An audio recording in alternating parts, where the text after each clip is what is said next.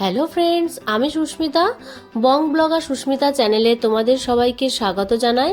আশা করি তোমরা সবাই ভালো আছো, সুস্থ আছো। আমি তো বেশ ভালো আছি, কারণ আজকের আমার বিবাহবার্ষিক।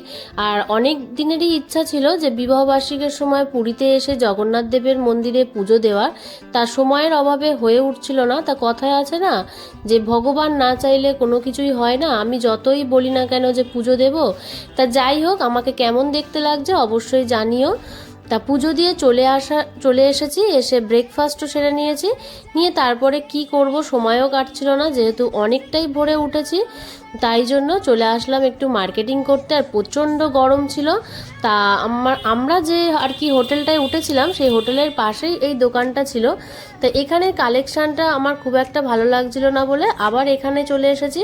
এটা হচ্ছে মেন বাজারের কাছে। তা বৌদি যেহেতু পুরীতে অনেকবারই আসে, বছরে না হলেও 3-4 বার তো ওরা আসেই, সেই হিসাবে ওরা অনেক দোকানপাটি চেনে। তা আমাদের কেনাকাটা হয়ে গিয়েছে, বাড়িতে গিয়ে তোমাদের দেখাবো। আর এই যে শাড়িটা দেখছো, আমার তো ভীষণ ভালো লেগেছে। কিন্তু কি বলো তো, শাড়িটা অত্যাধিক দাম বলছে 4,200 টাকা। কিন্তু বৌদি বলছে যে বোমকাই সিল্ক, এত দাম নয়, ফালতু ফালতু কিনো না, কলকাতা থেকেই কিনবে। তা ভেবে দেখলাম যে হ্যাঁ, ঠিকই বলেছে। তা যাই হোক, শেষের দিকে দাদা এসেছিলো, তা দাদার জন্য পাঞ্জাবি দেখছিলাম। কিন্তু এখানকার সাইজটা একটু অন্যরকম, ডবল এক্সেল চাইছি তাও দেখছি গায়ে হচ্ছে না, এক্সেল চাইলেও মানে যার যেটা সাইজ তার সেটা হচ্ছেই না। তা সাইজের গন্ডগোলের জন্য পাঞ্জাবিটা নেওয়া হয়নি। তা দাদা বলল চল আমরা যে দোকান থেকে কেনাকাটা করি সেই দোকানটায় তোকে নিয়ে যাই। তা আমার একটা ব্ল্যাক শাড়ি পছন্দ হয়েছিল। তা বিবাহবার্ষিক বলে দাদা তো আমাকে ব্ল্যাক শাড়ি দেবেই না। তা কি কি দিয়েছে সেটা তোমাদের সব কিছুই দেখাবো।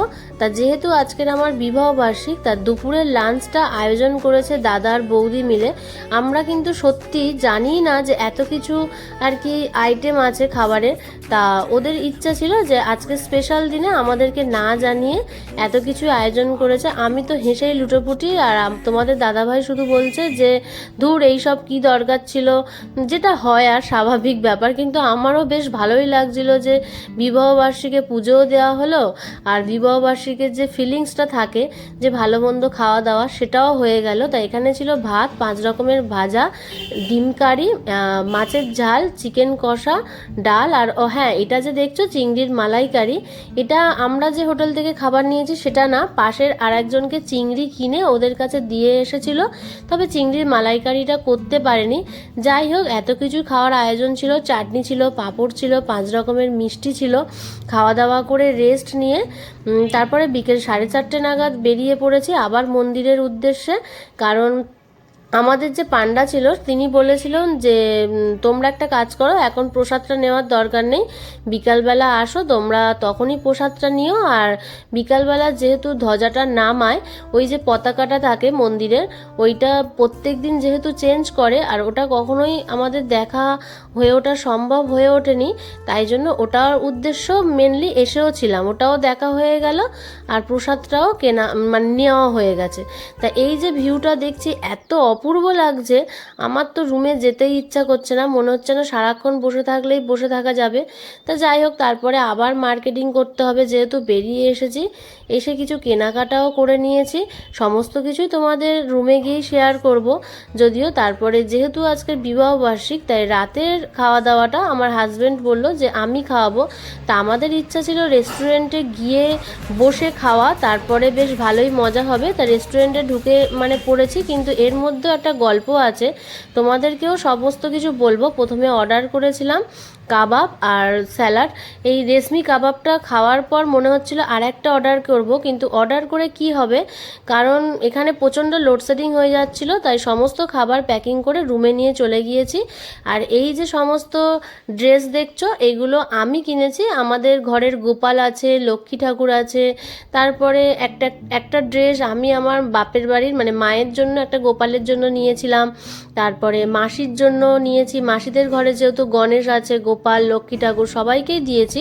তা এই সমস্ত জিনিসগুলো আমি কেনাকাটা করেছি, তাই তোমাদের সাথে একটু শেয়ার করলাম। আর ড্রেসের যে কালেকশানগুলো অপূর্ব লেগেছে, কারণ আমি যে গোপালকে ড্রেসগুলো পরাই বা লক্ষ্মী ঠাকুরকে, সেই ড্রেসগুলোর কালেকশানগুলো একটু কমন ছিল। আর পুরীর এই যেখান থেকে কিনেছি এই দাদাটার কাছে ড্রেসের কালেকশানগুলো একটু নতুনত্ব ছিল। যাই হোক, এই দুটো ব্যাগও কিনেছিলাম। আর এই যে ব্ল্যাক কালারের সুতির শাড়িটা দেখছো, এটা আমার মায়ের জন্য কিনেছি। আর এই সবুজটা আর কি আমার পিসি শাশুড়ির জন্য কিনেছি। দুটো ড্রেস শাড়ি একই রকম ছিল, কিন্তু কালারটা আলাদা। আর এই যে কালো পাঞ্জাবিটা, এটা আমার হাজব্যান্ডের জন্য। আর আগের যেটা দেখালাম ওটা শ্বশুর মশাইয়ের জন্য কিনেছে। আর এই যে কুর্তিটা দেখছো, এটা বৌদির জন্য নিয়েছি। আর এই পাঞ্জাবিটা এটা নিয়েছি এই বাবুর জন্য। আর একটা এই যে পাঞ্জাবিটা দেখছো, এটা আমার দাদার ছেলের জন্য নিয়েছি, কিন্তু ও তো খুবই বাচ্চা, অত বাচ্চা ছেলের পাঞ্জাবি পাচ্ছিলাম না, তাই একটু বড় দেখে নিয়েছি। আর এই যে শাড়িটা দেখছো, এটা পুরো পিওর কটনের। এই শাড়িটা টুবাইদা আমাকে বিবাহবার্ষিকীর জন্য দিয়েছে। পুরো সত্যি 100% কটন। তা যাই হোক, কেনাকাটা কেমন হলো সেটা তোমরা কমেন্ট করে জানিও। এবার আমরা ডিনারটা সেরে নিই। ডিনারে ছিল ফ্রাইড রাইস, চিলি চিকেন, আর এটা ছিল চিকেন ভর্তা, স্যালাড আর নান। ঠিক আছে, এবার আমরা খেতে থাকি। তোমরা ভালো থেকো, সুস্থ থেকো। ভিডিওটা কেমন হয়েছে অবশ্যই কমেন্ট করে জানিও। আর আমার পাশে থেকো, চ্যানেলটাকে সাবস্ক্রাইব করে দিয়ে বেল আইকনটাকে অল করে দিও। টাটা।